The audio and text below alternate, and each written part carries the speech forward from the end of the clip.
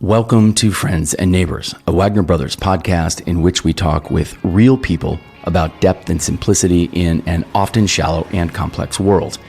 I'm Benjamin Wagner, and today, New York Times best-selling author Tim Madigan. When Christopher and I began imagining our PBS documentary, Mr. Rogers and Me, remembrances of Fred Rogers were not yet a cottage industry. It was surprising then, in the earliest days of my research, to discover Tim Madigan's just published memoir, I'm Proud of You, My Friendship with Fred Rogers. More surprising still, Tim and my stories shared much in common. We both met Fred unexpectedly and were quickly disarmed by his authenticity and presence. In both cases, he quickly ferreted out our respective sadnesses and somehow empowered, inspired, and otherwise catalyzed us to make sense of them. It was more surprising still to learn that Tim would be reading from his new book just a few hundred steps from Christopher's New York City apartment. We thought it was a terrific coincidence. And so one hot August night in 2006, we met Tim. We've been friends ever since. Tim is Midwestern.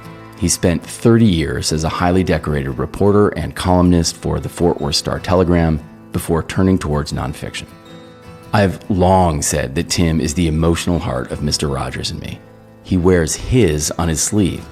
His authenticity is legit. His sadness is palpable. And in being vulnerable, Tim gives all of us permission to do the same. It's a role he's played in my life ever since, as we've shared 15 years of triumph and tribulation. This week, more than 2 decades after its original publication, Tim's first book, The Burning, The Tulsa Massacre of 1921, entered the New York Times bestseller list at number 4, which seemed like a pretty good time to slow down, get present, and go deep with Tim on who loved him into being and how, in Mr. Rogers' orbit, coincidences are regular occurrences, and much, much more. Well, I was the oldest of 7 kids, grew up in a little town in northern Minnesota. My dad owned a lumberyard. My mom was a nurse. Obviously, 7 kids in a small house was pretty chaotic. I was an athlete, and there were 5 boys and 2 girls. But the thing that was different about me is that I was always reading, and reading things that I think my parents thought were not terribly age appropriate. Like I remember reading a book on astrology by Jean Dixon, and they thought I was going over into the dark side. But I loved reading novels, and I was always very attentive to the news on television. They thought it was weird that a 10-year-old could be so religious to Walter Cronkite. I started working for the student paper in my high school, and then I started working for the local paper, and then in college I worked for the student paper. And basically I found that the only way to be a writer and actually get paid for it is to be a journalist. And I never was really interested in journalism per se. It was just I wanted to tell stories. And I was encouraged by a boss relatively early on, probably in the early 1990s, to start writing about my own life. And that was transformative. And I remember saying to her, okay, I'll do it, but you'd have to promise never to let me make a fool out of myself. And I'm not sure she held her into the bargain, but I started doing it anyway. And one of the things that really kind of struck me, was kind of eye-opening, is that the more vulnerable I got in terms of writing about my own life, the more the reaction there was from the readers, especially when I started writing about my struggles, depression. I remember the first time I mentioned my own depression in print, I got like 500 emails from people who said something along the lines of, I thought I was the only one who felt that way. And I realized that one of the responsibilities of a writer is to try to connect the people who read their work with the world, with a larger world and a larger community. Talk to me a little bit about your college experience. Is there a professor or a class, something that really sort of catalyzed you, or you were like, nah, this is why I'm here? One in particular was this poet named Howie Good, who taught in the journalism department at the University of North Dakota. And he was from the East Coast. He was kind of a fish out of water, and he didn't last long in North Dakota. He was a wonderful writer himself and a wonderful poet. And he saw something in me that led me to believe that maybe this could actually happen, that maybe I had a talent for this. Do you remember your first assignment? Your first, like, oh gosh, this is a real newspaper assignment? You know, it's no secret, I guess. I struggled with, shall we say, low self-esteem and depression for a lot of years. And I saw the writing as an antidote to that there was something that was going to fix me. It didn't, of course, it couldn't, but that's how I saw it. And that is a very hard way to make a living because there's this existential pressure that, if you're basing your life on what you do, that if you fail, whatever. In 1986, I got a call from my editor saying, Challenger just exploded. We need you to go to Houston to Mission Control to join the coverage. Yeah. And I was 28 years old, still kind of a cub reporter. And I went from feeling relatively peaceful to absolutely terrified in the moment of those few minutes of the conversation. And so I jumped in my car and I got to Mission Control late in the afternoon and just desperate to find a story. Every time you turn around, you're running into someone from the New York Times or CBS News. I have no business here. I'm totally out of my deal. And obviously, NASA wasn't saying anything at the time. So I heard that there was astronauts lived in a neighborhood not too far away. So I just, like 2 hours before my deadline, I went to this neighborhood, started knocking on doors. Most of them didn't answer. But finally, I knocked on this door, and this guy comes to the door. I'll never forget it. He's holding a Heineken. And I said, any astronauts live around here? And he says, well, I'm an astronaut.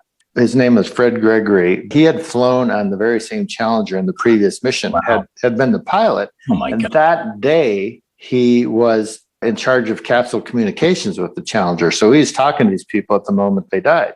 He invited me into his house, and we were sat down in his living room. And I remember Rambo was on the TV, the little details, right? I remember the only thing I felt was not achievement, but this massive sense of relief. Mm-hmm. I didn't screw it up. And then the next day, that fear was back. Mm-hmm. And that's how I lived. That's how I lived for years and years. The thing about it is I was banking on the job to quiet the fires in my soul. And in the mid-1990s, I started winning a bunch of awards, which I'd always thought was going to be the trick. And for 2 weeks, everything was great. And then I would go down even deeper, to a deeper, darker place than before. So it was about that time I met Fred Rogers. I started to ask myself, well, if this isn't going to do it, if this isn't going to be my solution to my pain, why am I doing this? Gradually, I started to realize that to basically try to do it to serve and contribute rather than to get something out of it. It reminds me also of something a therapist once suggested to me. I have social anxiety, which is hilarious because I go into rooms with 200 people I don't know and stand up in front of them and talk. I'm talking cocktail party social anxiety, right? And he's like, try this. Focus entirely on, are they comfortable? Not worrying about, are you comfortable? Tim, you're talking about outward versus inward, right? Think about what you're giving, not what you're getting. That's a great turn of that is because I guess when you have social anxiety, you're worried that you're not going to get, you're going to say something, but if you can turn the tables and just be focused on how I can contribute to something for free and for fun, it takes a lot of the pressure off. I noticed and loved that you used that language, seeking and healing, in your bio. Healing to me goes back to the whole Fred Rogers notion that, what we have most in common are our wounds, our anger, our sadness, our self-doubt, our feeling of not being good enough. Fred says that which is most personal is most universal, or he paraphrased Henry not saying it. And then the other thing is there's no such thing as a right or a wrong feeling. They just are. One of the biggest afflictions known to man, in my opinion, is we all have this kind of inner messiness, but we make it so much worse on ourselves needlessly because we layer on a layer of shame on that, thinking that we're the only ones who feel that way. So we feel bad about feeling bad. What I've stopped doing is I stopped feeling bad about feeling bad. And so my prayer is, dear God, I'm suffering. End of story, period. And I sit with that pain. I don't try to run from it. Basically, the practice is to let the demons catch up. And a lot of times it's very painful and very messy. Mm-hmm. But over time, that dissipates. And it does take time. I've learned how to be a much better friend to myself. I've stopped judging my pain. I think one of the hardest things to do it as a human being is to be a good friend to yourself. And I've learned how to do that more and more. That when I'm in a bad place, rather than saying, you suck, you're weak, I say, you know what, Tim, you're really suffering today. and say it with all the compassion I can muster, the same kind of compassion that hopefully I would use with a friend. Mm-hmm. And when you can do that, I just think the world changes. What a remarkable person to answer the door. This is just about when you meet Mr. Rogers, when you meet Fred? By the time I met Fred, I had recognized that there's something going on here that needs to be addressed in terms of depression. I started to get help for it. I was still kind of a mess when I met him. There's another story I want to tell you from that time, though, that I think is awesome.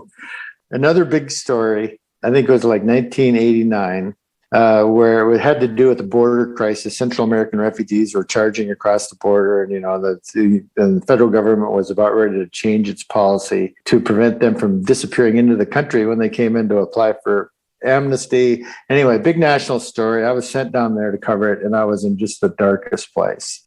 And again, every time I turned around, I was running into the New York Times or the Chicago Tribune or CBS News. And again, I felt, oh boy, this is the time when I'm really going to screw up. I looked up into the sky. I said, basically, God, what do you want from me? This is crazy. And then finally drove into town, called a friend. The moment I heard a friendly voice, I just broke down. I basically cried myself out. And his friend says, so what are you doing down there? And I told him what the assignment was. And he says, that sounds pretty interesting to me. He says, here's what you do. You just drive back into town and see what happens. So I drive back into town near the immigration headquarters. And there's this woman loading people, cramming people into the back of this rental truck, this rider rental truck. So I introduced myself, said, what are you doing? And she said, well, I'm taking these Central American refugees to Houston to get them kind of out of harm's way. And so I said, could I ride with you? And she said, of course. So in I go. And so I do all these interviews of these men, women, and children. The woman who was doing this was a church worker from Houston, and she stopped and went into this supermarket to buy milk and sandwiches, stuff to feed these people. And what I remember most about that is one of the refugees made a sandwich for me and handed it to me. So further down the road, it gets to be very late at night. And by then, most people were sleeping, and I was basically, my legs were dangling outside of this truck. And there's this tap at my shoulder. And this man had pulled his daughter onto his lap so I would have a place to lay down. And early on that day, I looked into the clouds and I asked God, where the hell are you? And it turned out that where he was or she was or what it was, I was in the back of a crowded truck full of refugees. Stories like that and have kept me going over the years through some real darkness. Because when things are the darkest, it seems like something like that happens, up to and including in the fall of 1995, when this newspaper assignment led me to our mutual friend, Fred Rogers, and that whole journey. And the other thing that I think has kept me going, when I was a kid, I remember looking up especially before a storm, and I remember just feeling a sense of awe, or lying in my back in dewy grass, looking up into the stars and saying, there's something about what's out there that lives inside of me. And I've always felt like, even though I wasn't able to articulate it at the time, I've always felt like I had a very personal relationship with the loving mystery, as Fred Rogers called it, or the transcendent, or God, or whatever you want to call it. And one of the things that I've realized looking back over the expanse of 63 years now is how faithful that reality has been to me, even though there's been a tremendous amount of pain. That reality has always been my companion. When you describe darkness and light, I was thinking about, you've written lots of books, but you're having a great big moment right now with your New York Times bestselling book about Tulsa. How you reconcile or how you make sense of your experience with Mr. Rogers and this experience, which seems to me so dark, just the worst in what we can do to each other as humans versus some of the best. I mean, just how do you hold those two things? How do you make sense of their, as a body of work, as the same universe of behavior? It's a very good question, and I'm not sure I have a good answer, but I think to me, it's been really an amazing experience to have my book and to be part of this conversation, be part of this moment in history. I think the most important part is I was born and raised in northern Minnesota, as I said, no Black people, completely oblivious to matters of race in this country, and almost willfully so until the year 2000 when I learned about Tulsa. And when I did, I learned what happened there was completely consistent with what was going on in our nation at the time, which horrified me. But it just changed the way I looked at other people, especially other people different than me. I felt I had much more of an ability to be compassionate and curious. And so I made the connection. Fred Rogers said, it's much easier to love someone when you know their story. When I wrote to him and I confessed to him the great pain I felt in 1996, the great pain I felt over the relationship with my father, he obviously was very supportive, compassionate, wise, and all those things towards me. But it wasn't too long afterwards, he said, tell me about your dad. What was his childhood like? Knowing that if my dad was lacking in some ways as a father, that there had to have been a story behind it. So I started to ask my dad, and what I learned broke my heart. His childhood had been a nightmare, and he had given me 10 times more as a father than his father had given him.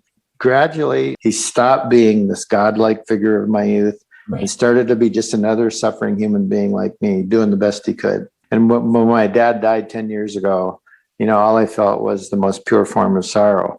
And with my dad and with Black people, by learning their stories in some magical way, allowed their humanity to be revealed in ways that wasn't possible before. And so my theory is there are millions and millions of white people like myself who, if they only knew the story, would have a very similar experience. You just got back from going down to Tulsa, correct? And right. That must have been, talk about that experience, please. I mean, that must have been so moving. I saw some beautiful photos and lots of smiles, and it looked. This may come as a shock to you, but I have a hard time describing finding the words to describe it. But not only me, but a lot of the descendants of the survivors were just kind of stumbling into one another. Throughout those 3 days and having these amazing conversations and these amazingly healing interactions. And it was just like, there's this vibe going on there, unlike anything I'd ever experienced. And the last thing I did before I left was I stopped by the bookstore to sign some books. And it wasn't a formal book signing, but they had some copies of The Burning they wanted me to sign. So I was in the back signing them, and the manager comes back and says, there's someone who wants to meet you. And it turns out to be a descendant of one of the most tragic figures in the massacre, a doctor by the name of A.C. Jackson, who's a very prominent physician known from coast to coast, who was murdered by the mob on June 1st, 1921. And so this young man comes back, and we start talking and just have this wonderful conversation. And we start comparing notes about the amazing things that have experienced. And he starts telling me about the experiences he's had. And the comment that stuck with me was, how do you explain this? And he said, the ancestors have been at work. And I think that's as good an explanation. How can you explain the fact that I go from nervous breakdown to the back of this truck with Central American refugees in the course of one day? I think that there is a force at work in the universe that comes into play with this. Fred called it the living mystery at the heart of the universe that yearns to be expressed. And again, you experience it enough times, you come to expect it. And that's kind of where I'm at now. Thanks for always being there. And thanks for showing me what it might look like. This path you're on is preordained or inevitable, because your spirit, your curiosity, your compassion just would not be contained in conventional ways. I will tell you, the moment when I did truly begin to think that something else was happening was when we realized that you were literally reading like 10 doors down. Right? I'm just Googling, who knows anything about Mr. Rogers? Oh, this guy's got a book. Oh, he's on a book tour. Oh, he's at the end of the block next week or whatever. Right. Every time that sort of thing happens, to your point about beginning to expect it, the older I get, the more I'm like, well, that's right. That's what happens. But I still try and honor and cherish and express gratitude. Well, I mean, I try to be grateful because it has some frequency. That is like, oh yeah, okay. Well, I know you got better things to do up there, but thanks for the crumbs. But it really is all crumbs, right? Like, because if you're paying attention, the crumbs aggregate. And I think part of the challenge is, like, to your point, but if we don't know each other's stories, we don't stand a chance. And if we keep being busy and distracted by Happy Meals and television, we don't stand a chance, right? But if we do this with each other every once in a while, so I think the trick is, how do you keep scaling interpersonal relationship? with every human interaction, especially when there's kindness and meaning exchanged, like we're doing, and which we always do when we talk, the seeds are planted. And we never really get to see how they're going to take root or how they're going to flower. I just think that they do. And Fred Rogers was like the Johnny Appleseed of all time. It was Tim who first introduced us to the quote that hung in Fred's WQED office for nearly 40 years. What is essential is invisible to the eye. Throughout the pandemic, as we all sought to feel that essential invisible, Tim began shooting and sharing quiet, contemplative videos from the edge of Fort Worth's Trinity River. Sunlight dancing on a rapid, wind rustling a thicket of cattail, a blue heron standing sentry. Through this simple daily ritual, Tim modeled his commitment to seeking and healing. He showed us that the essential invisible is always available. He reminds us of the imperative to be present and notice, to slow down, and to sit with our own experiences. In his columns, books, and deeds, and in our 15 years of ongoing conversation, Tim reminds us that it's not easy, but it is what matters. Discovering the truth about ourselves, Mr. Rogers once said, is a lifetime's work. But, he concluded, it's well worth the effort. Friends and Neighbors is a Wagner Brothers production. Download our podcast on Apple, stream it on Spotify, watch it on Facebook or YouTube, and subscribe to our newsletter at friendsandneighborsshow.com.